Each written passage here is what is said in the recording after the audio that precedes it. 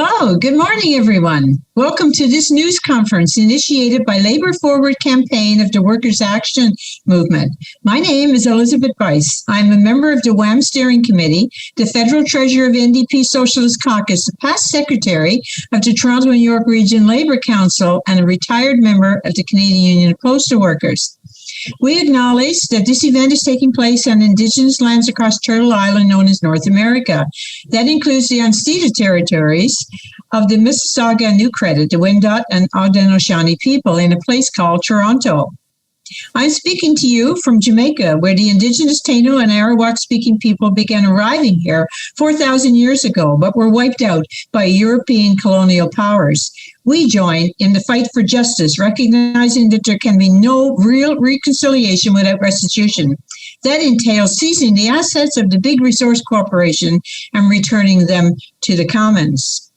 Labour Forward is today launching its campaign to elect new, radical, and dynamic leaders to the top positions in the Canadian Labour Congress.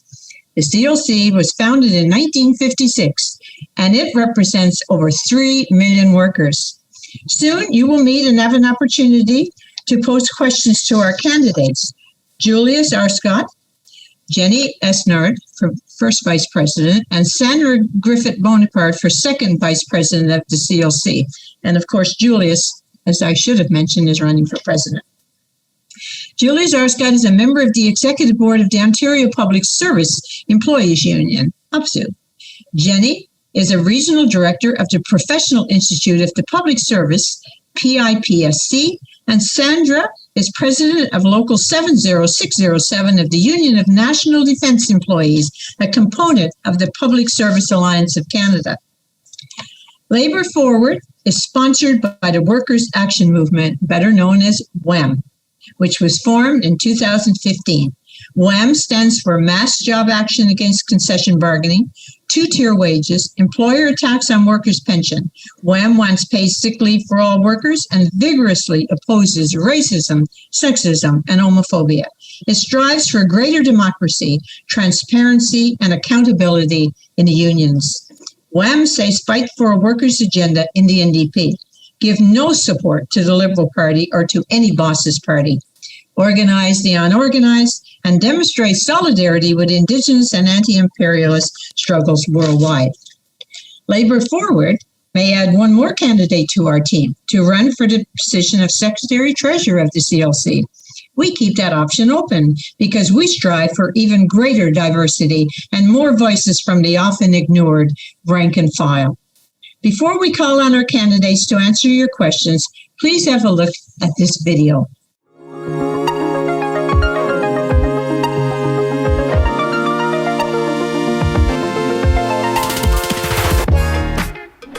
Hello, my name is Julius Arscott. I am the Labour Forward candidate sponsored by the Workers' Action Movement for President of the Canadian Labour Congress. Workers want a union movement which is engaged in the class struggle, a movement which does not shy away from defending the interests of our class around the world, a movement which will take a leading role in fighting the pandemic and eco-catastrophe head-on. We see this in the Wildcat Hospital support workers strike by AUPE members in Alberta, in the lockout of Molson workers, members of Canadian Union of Brewery and General Workers Local 325, who rejected the boss's concessionary demands. Workers of color continue to fight systemic racism in the workplace and in our unions without the support of union leadership. In fact, millions of workers hit the streets in support of Black Lives Matter. The CLC must unequivocally support the call for defunding, disarming, dismantling, and the abolishing of the police. Workers support land back initiatives in support of Indigenous peoples. We want to fight for a better world. The unionization rate increased over the period of the pandemic, with efforts being made to unionize the precariat or precarious workers who are not represented by unions. Companies like Amazon are in the crosshairs. Workers across the country are in the front lines fighting COVID-19 with inadequate support from our labor movement. The vaccination delays, the lack of personal protective equipment and paid sick leave, and the overall priority of profits over human needs, with the spotlight on the most precarious and vulnerable workers keeping the economy moving, have all shown the need for a dramatic change in labor union priorities and leadership. Workers want to fight against concessions, against 2 and 3 tier. We see how difficult it is to live in a society with a high cost of living while our union leadership continues to sell us on settling for less. There's no doubt that there's an appetite for serious change in our labor movement. What's lacking is leadership. The Workers' Action Movement strives to help build that leadership to change our labor movement for a better world. A common phrase we are now hearing is that after the pandemic, we must build back better. Much of the problems that we face as a society are as a result of the conditions working people have faced for decades. It is not realistic to assume anything will change as a result of the status quo leadership. Change does not happen automatically, like a gift from the boss. We know it comes through working class struggle. It always has. And the misleadership of our movement has proven itself unwilling to mobilize the ranks of labor to fight for substantial gains. It's time to put movement back into labor. Hello. My name is Jennie Esnard, and I am running for the position of First Vice President at the Canadian Labour Congress. I am an advocate and an activist for human rights and the labor movement. I currently sit on the board of directors for the Professional Institute of the Public Service of Canada, as well as chair of the Human Rights and Diversity Committee. I spent considerable time in the political arena in my younger days. My motivation is the labor movement and how we can improve. We need to shake things up, people. We need to shake up the establishment. And I am here to advocate for those who lost their voice and for those who want and need representation. I am here to right the wrongs, and it's time to take action. I hold those in positions of power accountable. That's right. However, we, as one, must unite and mobilize. The Workers' Action Movement, WAM, strives to forge democratic union leadership to make a better world for the working class and humanity. WAM honors workers of color who fight systemic racism daily. Why hasn't the CLC heed the call of the multiracial North American working class that is crystallized in slogans? Black Lives Matter, Stop Asian Hate. WAM stands for no concessions bargaining, for greater union democracy, and for mass job action to fight austerity. We want labor to lead struggles against systemic racism, for equal socialism, and the need to defund the police. No more backhanded support for the Liberal Party. It's over. Let's commit to the labor-based NDP and fight within it for a workers' agenda. I, Jennie Esnard, vow to elevate our members and fight for equality. My name is Sandra Griffith-Bonaparte, and I am part of the Labour Forward campaign sponsored by the Workers' Action Movement for the position of Second Executive Vice President at the Canadian Labour Congress. I am the president of a large local union of national defense employees. As a Black worker, I have faced discrimination not only in the workplace, but in the union. However, this has not stopped me from fervently defending employees' rights in the workplace and advocating for human rights in the community. The unions have lost their way in fighting for the rights of workers. The union used to stand for equal work for equal pay of equal value. However, we have gone through numerous pay delays and major Phoenix scandal with the union. It is not easy to decipher who is the union and who is the management. That is why WAM is taking the lead in putting forward 3 candidates. WAM policy stands for mass job action against concession bargaining, 2-tier wages, and employers' attack on workers' pension. WAM demands paid sick leave for all workers and vigorously opposes racism, sexism, and homophobia. My name is Sandra Griffith-Bonaparte, and I am running for the second Executive Vice President of the Canadian Labour Congress.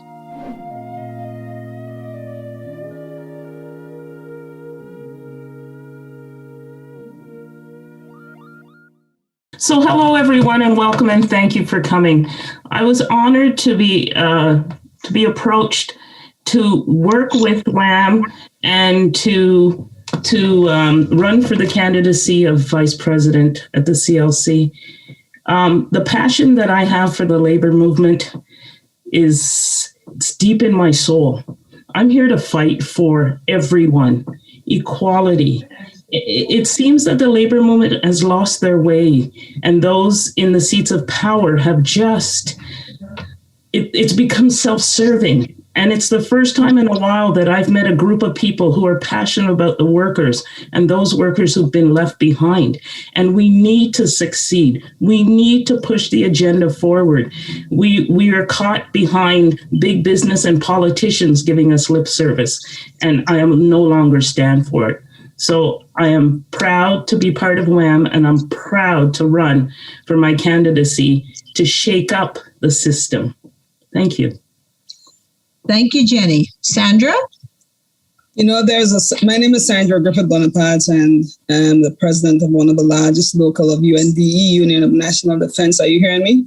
Yes. Employees. There's a saying that goes like this: you can run, but you cannot hide. And so I've been running, but I couldn't hide because finally I was asked to join this group, and I was very interested in it, but circumstances caused me not to want to do this right now. But anyhow, here I am. I'm a revolutionary. I believe that, we need change. Change is a must, and you need change that you can trust. And this is a team that will bring the change that you can trust. I thank you, Barry and WAM, for asking me to be a part of this big change that is going to take place. Here I am, your candidate for second vice president of the Canadian Labour Congress. Thank you, Sandra. Julius? Thank you. And of course, I'm very honored to run with Jennie and Sandra. I'm not sure if you can see me on the screen right now. Yes, we can. Great, perfect. So this is a long time coming. I've been very excited to launch this campaign since our success at the Ontario Federation of Labour Convention that happened a few years ago. Our candidates received, for president, our candidate received 36%, and our vice presidential candidate received 34%. So I'm very excited to see what we can do. We've got a great team of candidates, and we're in the middle of a global pandemic, and workers are struggling across Canada and around the world. I think that now more than ever, it's a time for this kind of grassroots movement to challenge the narrative of the status quo. We want to support class struggle initiatives that are launched by different unions across the country and different union members across the country. We want to focus on organizing the unorganized, which is very important. And of course, international working class solidarity is also key. It's something that has been sorely lacking from the labor movement in Canada for a very long time. We need a change in leadership. The status quo will not deliver on any of the major issues that workers are delivering or dealing with today, and that's quite clear. We need more democracy in our unions, and we know that so far, from what we've seen, our slate is the only slate that will offer any alternative from the status quo. So now, with the help of Ega, we're going to move into the Q&A period.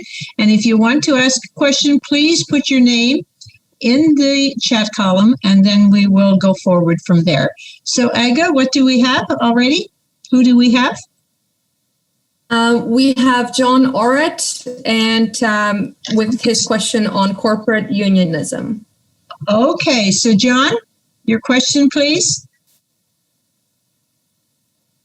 Okay, there's a problem in the CLC that the largest private union in Canada, Unifor, is not part of the CLC. Unifor has adopted a political philosophy of corporate unionism. Corporate unionism is when a union takes on the economic outlook that what is good for the company is good for the workers. When profits aren't surplus value extraction, profits are essential to the running of the business.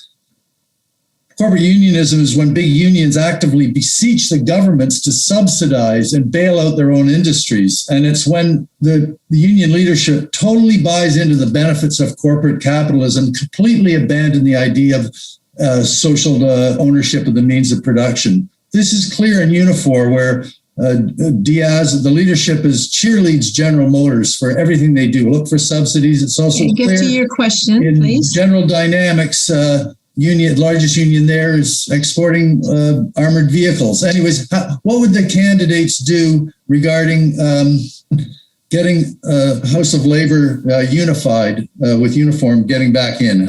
How to solve that problem? Okay, thank you very much, John. We will go to Jennie, and then Julius, and then Sandra. Jennie?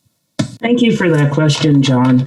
Right now, it seems to be a disconnect with Unifor, and we would have to sit down at the table and have that conversation. Many times we just forget to have the conversation on one-on-one.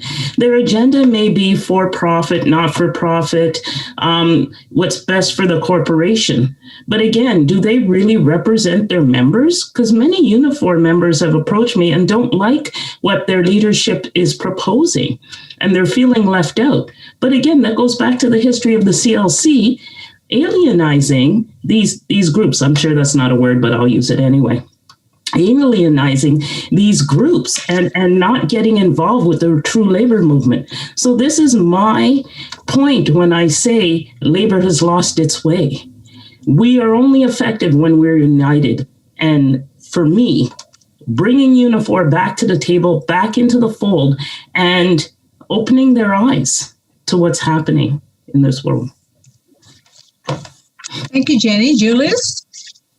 Yes, John, thank you for the question.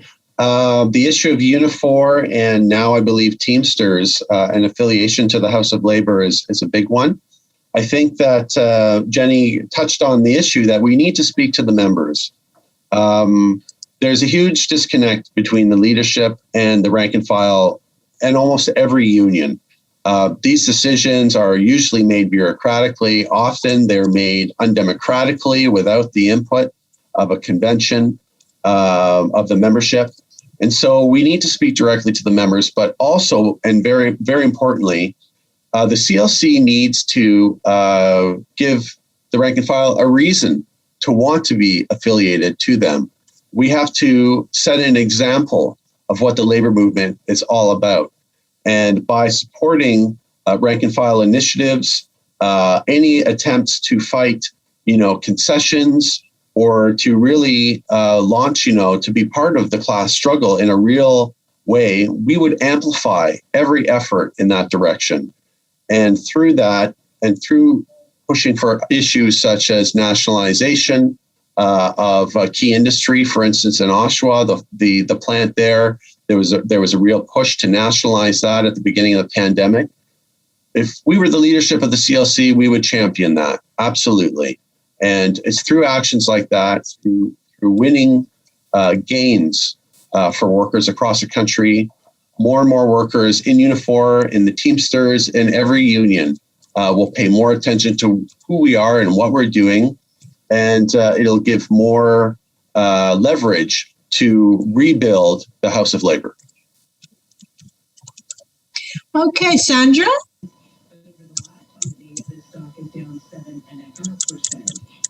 Really, the commodities doing much of the damage on Bay Street today, in particular gold. Sandra's muted. Okay, Sandra, you're muted. I'm on now. Okay, no problem. No problem. Jennie and Julius alluded that Unifor have strayed from the fold, and so have a lot of other unions. They're slowly becoming, big business. And this type of union oppose the class consciousness. As a team, we really need to get to the table. We need to speak to the membership. We need to come up with ideas of how we can fix that. We need unions who would demand for the rights of the employed, for the workers. We need unions who will be very inclusive. We need our unions to be preaching health and safety, and we need our unions to be providing good job and public services to the worker. Okay, thank you, Sandra. Back to you, Edgar, for the next question. The next name? The next in line is Rob McBean. Okay, Rob, you're on. Hi there. So my question is about organizing the unorganized. I'm a precarious worker, and there's a lot of precarious workers here in Toronto and all across Ontario and Canada.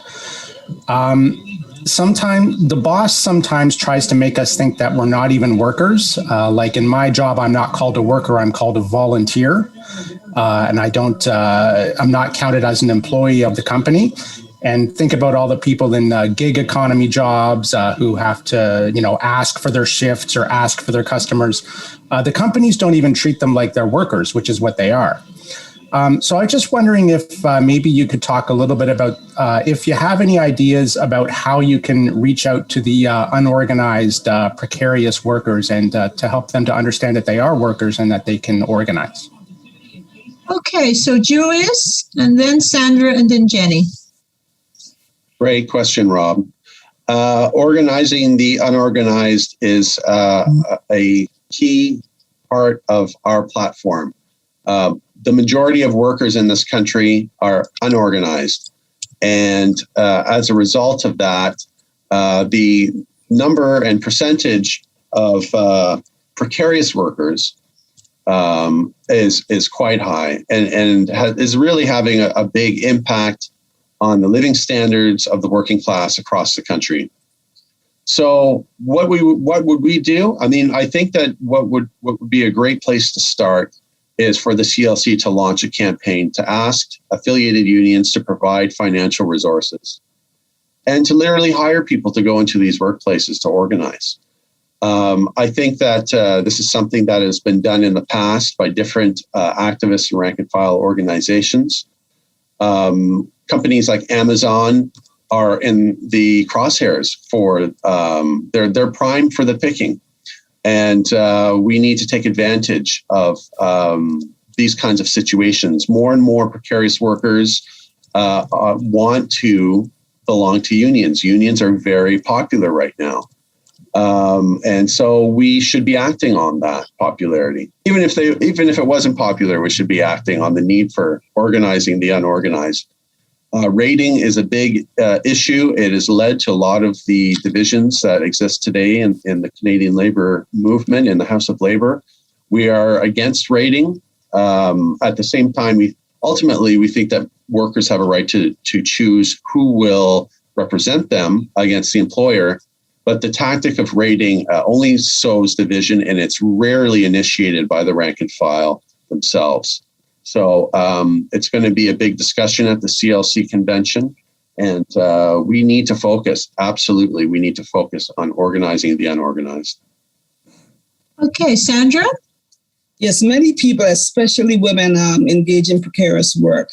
And, recently somebody spoke to me and said, I got this job. I get 8 hours a day, but I get no benefits. So I have no benefits. I have no sick leave. And it was specified in the job letter. If you're taking a sick day, it's on you. There's no benefits absolutely for you. If you want any medical, that person has to pay for their medication. So it's very important. It's incumbent upon us to organize those who are not organized so they can receive the same benefits that, everybody should receive, because some of people do 1, 2, 3 jobs just to make ends meet. We don't want that. We want equal rights for everybody. It should be equitable. And that's why, as Julius said, it would be incumbent upon us to organize and set a campaign. The CLC should engage in, having a big campaign so that we can organize those people who need organizing. Thank you, Sandra. Jennie? Thank you for that question. And it is an absolute important topic. We all know COVID changed the landscape for the labor movement. And right now, what we need to do is for us and the CLC, when we're in position, and I'm going to say that, is that we need to remove the fear. These workers are fearful. And that fear, we need to run not only a campaign, but it's just a simple engagement, because the corporations place that fear on an employee. And we're in the pandemic today because employees were going to work sick. The precarious worker had to suffer their own well-being just to make sure that that money is in their bank account every 2 weeks or once a month. Our role will be to remove that fear, and thus without fear, we will organize. So we have to take the steps to get to that level. For the precarious worker, we watched the government in the last year give people 5 days sick leave. Where was the CLC? The CLC has been lobbying for that long before. And it's the uncertainty in the employment workforce right now. That's where we need to step in, and we need to give that precarious worker some comfort and a proper environment to be secure. Okay, thank you, Jennie. I guess the next person on the list. The next person is Barry Weisletter, and he is going to ask his question. Okay, thank you, Aga. Barry? Good evening. Good afternoon, sisters and brothers, comrades and friends. My question is about WAM. What are the origins of the Workers' Action Movement? And what can labor activists do to strengthen the working class and its fight for union democracy and a better world? Many people feel that this is a daunting task and wonder whether a campaign aimed at the top of the CLC is sufficient. How do we integrate the struggles from the bottom up and make for a better world? What can WAM say to us about this? Thank you, Barry. We will go to Julius, Jennie, and Sandra. Julius? Great. Thank you, Barry. Thank you for the question. So WAM, or the Workers' Action Movement, originates in 2015. This was following about a year following the 2014 Canadian Labour Congress Convention, which in and of itself was actually a historic convention. It was the first time that an incumbent president was voted out and was replaced with new leadership. And that was the election that Hassan Youssef became the president of the CLC. There was a conference in Ottawa about a year later where there was around 150 participants, and there was a vote to take back the CLC, to launch a campaign similar to the Workers' Action Movement. Many folks supported Hassan Husseini, who ran as part of the Take Back of the CLC campaign at the CLC convention in 2014. Hassan Husseini eventually stopped running during the election and supported Youssef, who unfortunately ended up being worse than Ken Giorgetti. In 2019, the Workers' Action Movement continued our work. We ran Barry Conway for president and Kurt Young for vice president. We ended up getting a massive amount of support, and it was very, very exciting for us. Barry Conway received 36% support and Kurt 34%. We also launched a major debate on the need for mass action to bring down the Ford government.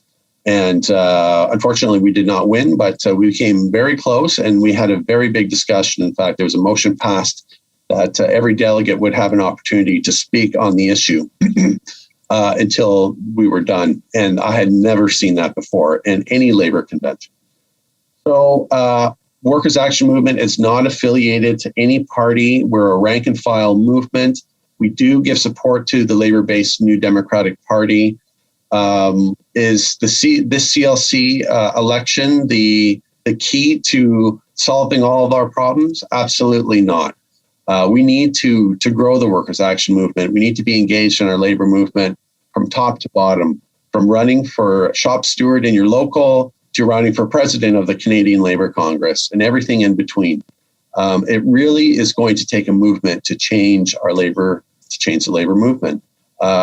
Electing one or two individuals alone is not going to do it. But what is sorely missing in the leadership of our movement is even the voice to say, yes, it's time to fight. Yes, we will support you. We will support you by any means necessary. That's what's missing. Because right now, and the way it's been for decades, it seems, is that we are told to settle for less, continuously told to settle for less. And it's gotten us exactly in the situation that we're in today. Thank you. Okay, Jennie.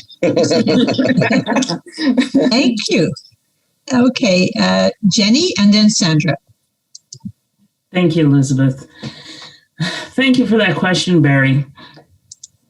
My views on this is that you're right, Julius. Electing a few people at the top doesn't matter. You know, it'll stay at the top. But what we're missing here is our youth. Our youth is entering the workforce in massive numbers. And their awareness to unionized work or to becoming part of the union is missing from them.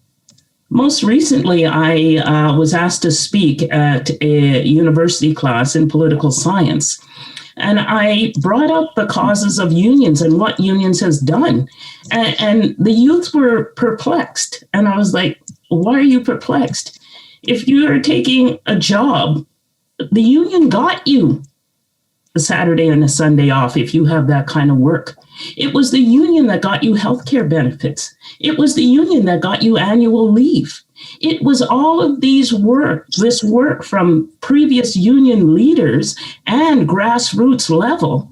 And I spoke about the Winnipeg General Strike. I spoke about the significant movements and events in the labor union across Canada over history and time. And that to me was engaging with the youth. And that's where we have to go to bring them into the fold for us to see years of changes before us. So I'm not a big talker, so that's where I'm going to keep it. Okay, Sandra?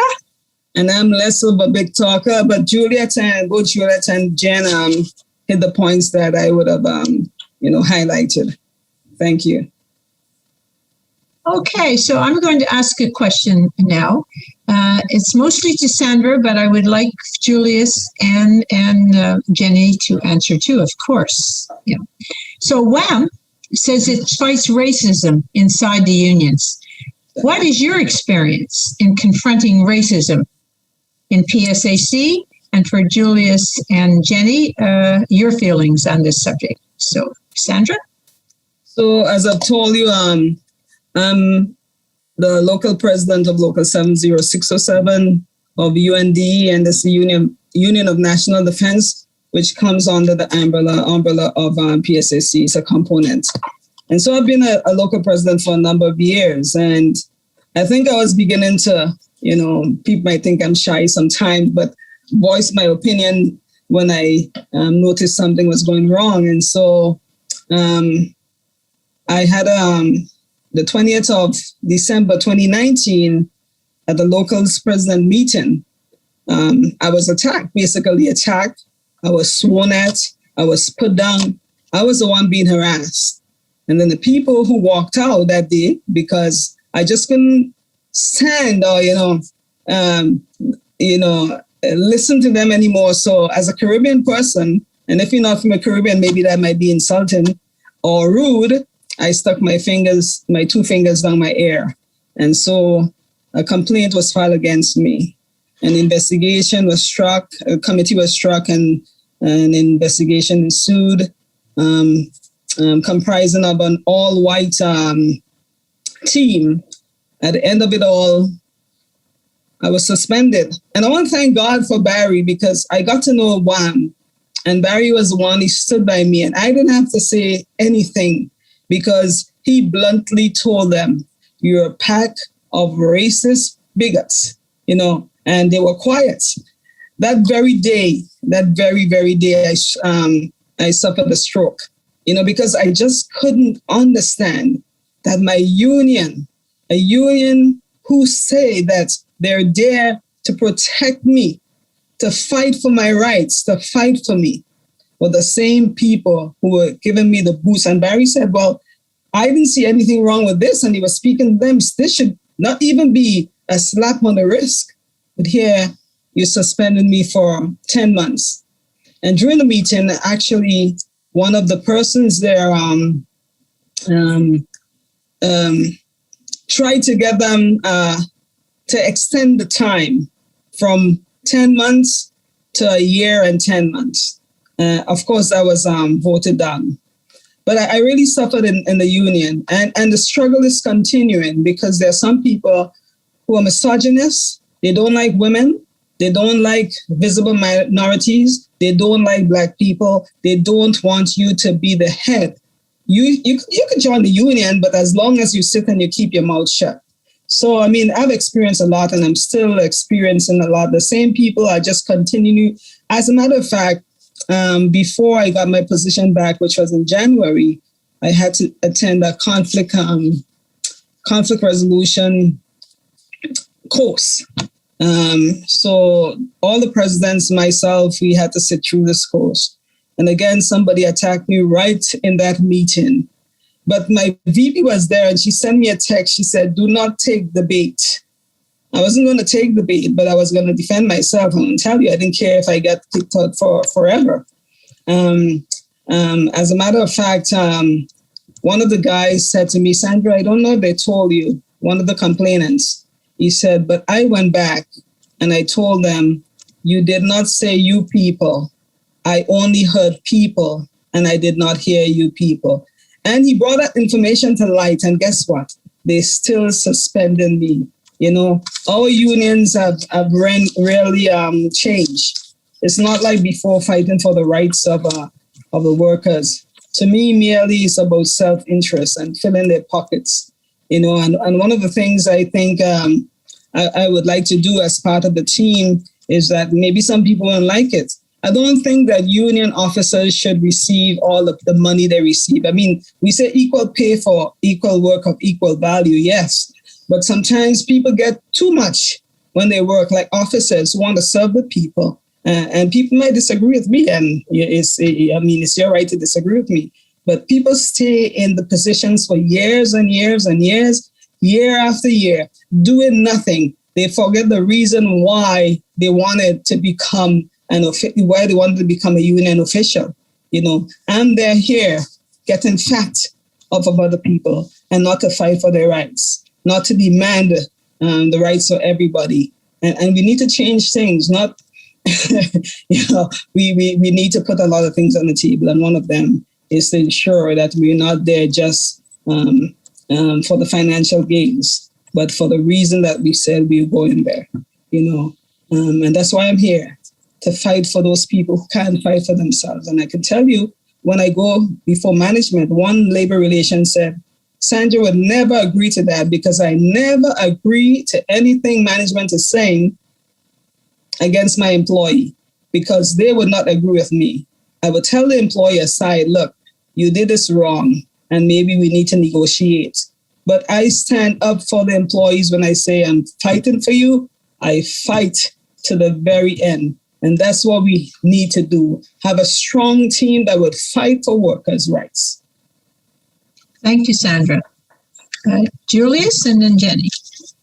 Sure. Thank you for the question. Speaking as a white man, I think it's important to acknowledge that white privilege is something that is real and that does exist. It's something that we need to acknowledge, that equity, true equity, does not exist in society, let alone our labor movement. In fact, much of that supremacy that exists is a societal issue that needs to be addressed. I also think it's important to acknowledge that the ultimate privilege is held by the ruling class. And with that idea, I think that there's much for us to reflect on in terms of what different equity-seeking groups and white people with privilege have in common. And so in my own union, OPSEU, equity representation is a big, big issue. It has been for a long time, and different equity-seeking groups have tried to tackle the issue in different ways. My own feeling is that as a minimum, not a maximum, but as a minimum, that leadership, at least half of leadership should reflect those who belong to different equity-seeking groups. That's my opinion for what it's worth. But I think that equity representation in the leadership is a big issue that needs to be addressed. Thank you, Julius. Jennie? Thank you again for the question. And I agree with my two colleagues, or my brother and sister involved. I, too, been in the government for over 33 years as an employee. And most of the time, I was the only person of color within my areas. I joined the union movement 20 years ago because I said to myself, if I don't get involved, I can't make change. So I got in, I did my thing, I did my due diligence. 3 years ago, I ran for the leadership on the national level of PIPSC, and I was successful in my campaign, become a regional director. Shortly after, I was asked by other fellow members of the board to run as the chair of the Human Rights and Diversity Committee, because they felt that it should be a person who would represent the various groups that sit under that committee.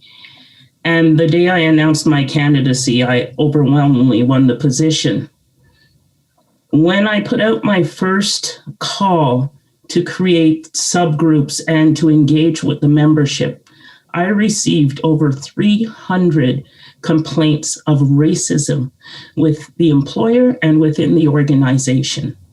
I was devastated. I don't get paid to be part of my union movement. I don't get any perks or anything like that. I was doing this strictly as a volunteer, plus my full-time job, plus my hobby outside. And my hobby outside is a full-time professional actor.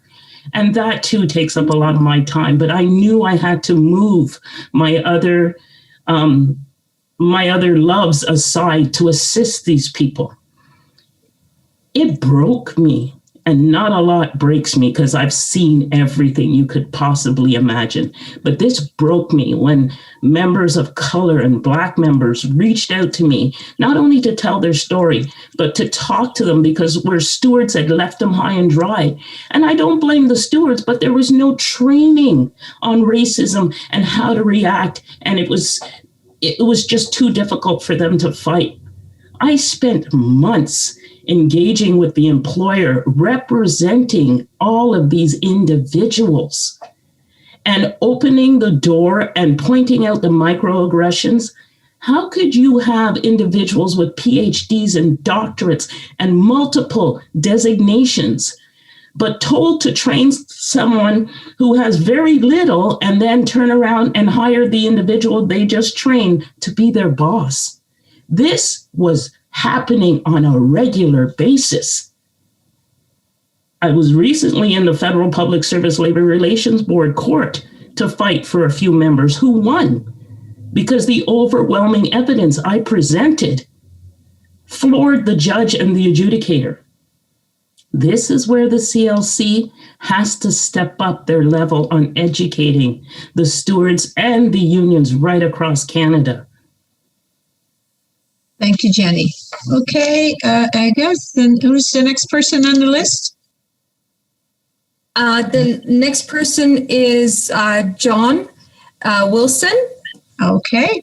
John, do you have a question? Yeah, I wanted to ask if there's any hope for the current so-called leadership of the labor movement and what WAM candidates would do differently. And I don't know whether people think that we can work with anybody in that collection. But I'd be interested to hear whether you think that or not. Okay, thank you, John. So we're going to go to Jennie, and then to Julius, and then to Sandra. Thank you. Thank you, John, for that question. To be honest, John, I'm very straightforward and a woman of few words. I just clean house, wipe the slate completely at the start and start fresh, because I don't have time for foolishness, and I don't have the time for priority or statue or status. Put workers in there that'll make change and be done with it. Thank you. Okay, Julius? That's a great answer. It's hard to imagine. You'd have to be more specific. I think on a local level, as you get closer to the rank and file of our unions, there are definitely people who are attracted to what we're trying to do, and the amount of support that we got at the OFL convention is a very good indicator of a very clear appetite for change. Those who sit in the current leadership positions, they don't have any right to those positions. They have no right to those positions. The only thing that's keeping them there is the lack of the rank and file being organized to push them out of the way. And when the time comes, they will. But we need to build the movement, to build the capacity to do that in every union and in every part of the House of Labor, because we've got major challenges ahead. And we can't rely on other people to fix our problems. The longer we wait, the tougher it's going to get for everybody. Okay, thank you. Sandra? So many workers feel that our union have lost their way. There's too much affinity with the employer. They're making all these backdoor deals.